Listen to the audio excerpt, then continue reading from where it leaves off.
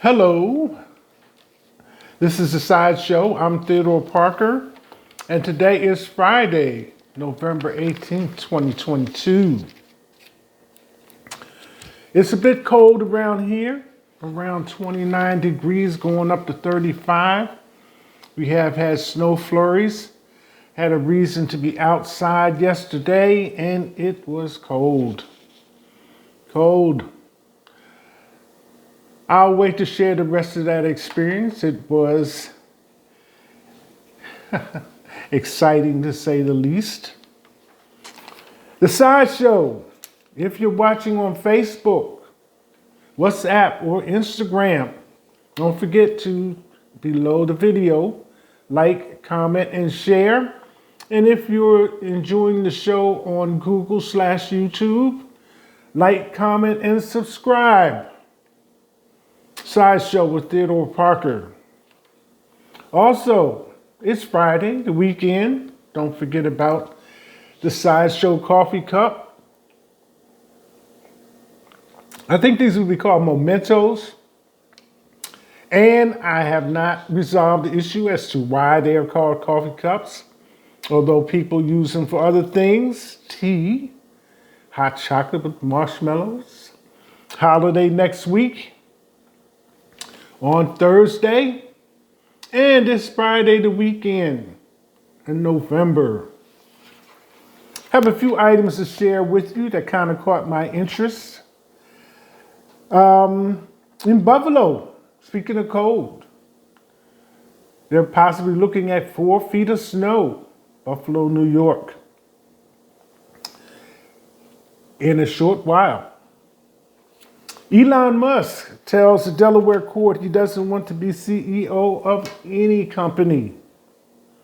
After climbing to be the richest man on closing the deal with Twitter at $203 billion. Attitude. New York. Man walks into the New York Times lobby with an axe and a knife and wants to speak to the political section. Which reminds me, most of the 11,000 employees that were let go from Facebook or Meta were associated with the media or news section. Saw that little item a few days ago. Anyway, in the situation with New York, the man was told he couldn't access them, and especially not with an axe and a knife. So he gave the axe and a knife to the security people associated with the New York Times and waited peacefully. New York Times congratulates the police on their responding to their 911 call to a man with a knife and how everything was resolved peacefully.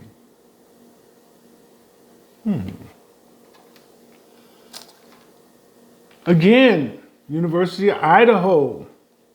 You know, this is the holiday break for Thanksgiving, but students are saying we're leaving as fast as we can.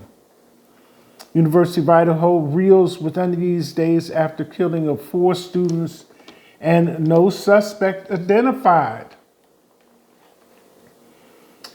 And I've already passed on a few of those items related to that.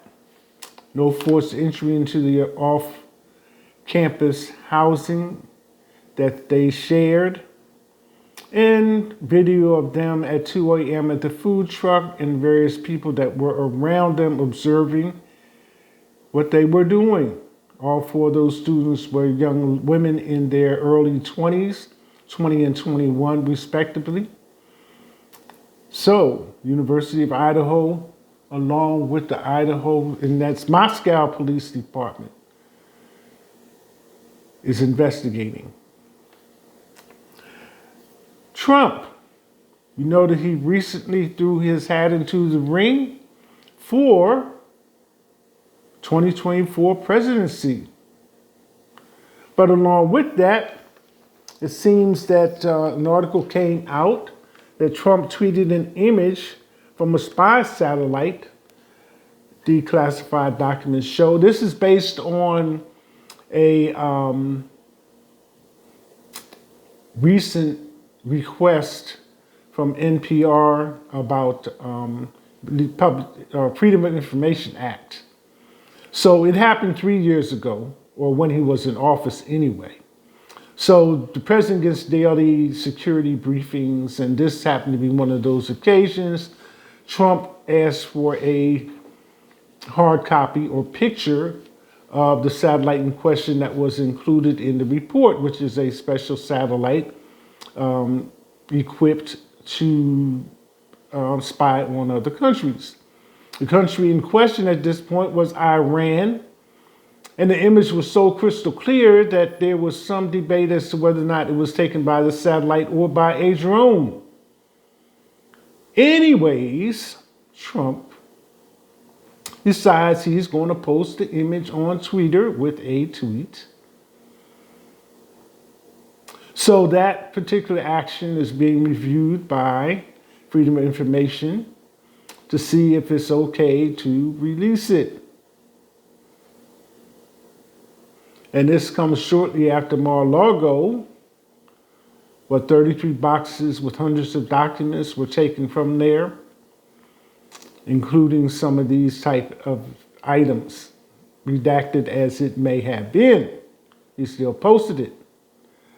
Subsequently, other action is being taken reviewing the 14th Amendment, which condensed, epitomized, says that anybody ever having held political office who has been indicted for insurrection cannot serve again. But as it would be, and as we see, Trump does not listen well. He seems to continue to do as he pleases somewhat, even though it's not always worked out like that. He does have to have somebody rein him in. But I wanted to use a quote that he himself said prior to January 6th, with him having thrown his political hat into the 2024 presidential election. It's going to be wild.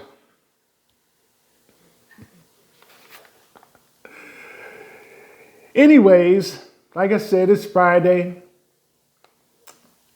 the 18th of November, and going into the weekend. Thought I would leave you with something a little bit heartwarming, if I may say so myself. But the headlines, or the headline for the article, was 10-year-old Missouri girl delivers her first baby. So right away, I thought about all those things that were going on during the abortion situation. And when it was being reviewed by the Supreme Court in that special case of a 10-year-old girl that had to be looked at medically for being pregnant and how far along she was, whether or not she qualified for abortion. So all that running around in my head.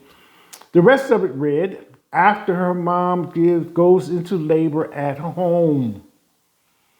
So this young lady, hopefully everything will come across the camera like I would like for it to do. I thought she was really cute, 10 years old. Her mom was at home and went into labor. And she called 911 and got things started. And the dispatcher helped her, get through it and everything. And what looks like a doll in her arms is actually her baby sister. So I thought that was a nice article right there, 10 years old. So she's honored by the Missouri Police Department for her part in doing that and following the instructions and getting things worked out where her baby sister arrived healthy and warm, and she's smiling. And her name is Miracle, 10 years old. So that's something for your weekend. This is a sideshow with Theodore Parker. Facebook, WhatsApp, Instagram, Google YouTube. Don't forget about the coffee cups for $8. You can get up to 4 of them. Talk to me, people. I know you want something warm. Put your hot chocolate with the marshmallows in, if nothing else. It's Friday, November 18th, 2022, and it's cold. That's it. Hashtag.